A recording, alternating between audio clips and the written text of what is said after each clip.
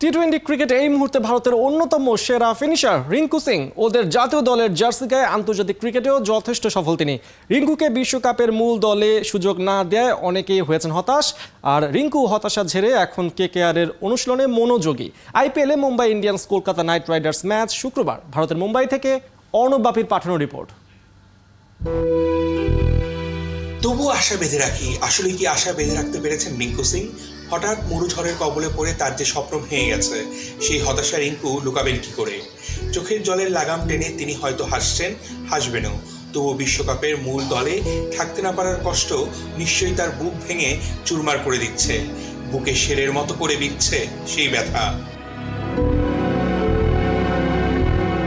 Kolkata night রাইডার্সের হয়েই লাইমলাইটে আসেন রিঙ্কু। সাদা বলের ক্রিকেটে 5 এবং 6 নম্বর পজিশনে তাকেই ভাবা হচ্ছে ভারতের আগামী দিনের তারকা। রয়েছে প্রকৃত ফিনিশার হওয়ার সব গুণ। 2023 সালের আইপিএলে ঝলক দেখান মিস্টার সিং। তারপর ভারতের জার্সিতে 15টি টি-20 ম্যাচে 176.23 স্ট্রাইক রেটে 356 রান করেছেন তিনি। গড়টাও 89। তারপরও তাকে বসে থাকতে হবে রিজার্ভ বেঞ্চিতে। চেয়ে থাকতে হবে চাতকের মতো যদি কোনো কারণে কেউ মূল দল থেকে বাদ পড়ে।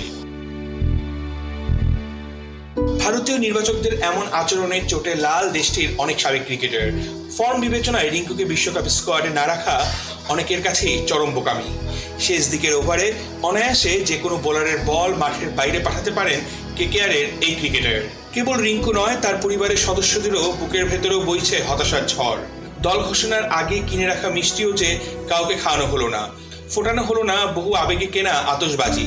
সব উৎসব যেন এক লহমায় থমকে গেল। রৌদ্রোজ্জ্বল দিনটা হয়ে গেল বেহাগের ঝড়ে মলিন।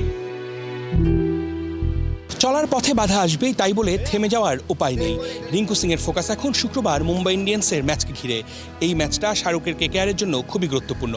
তারা 9 ম্যাচে 6 জয়ে 12 পয়েন্ট নিয়ে আছেন পয়েন্ট টেবিলের 2 নম্বর স্থানে। অন্যদিকে পান্ডিয়া, রোহিত শর্মার মুম্বাই ইন্ডিয়ান্স 10 ম্যাচ খেলে মাত্র 3 জয়ে পয়েন্ট টেবিলের তলানিতে। এই ম্যাচটা মুম্বাই ইন্ডিয়ান্সের জন্য শুধুই নিয়ম রক্ষার। অর্ণব বাপি, 71, মুম্বাই, ভারত।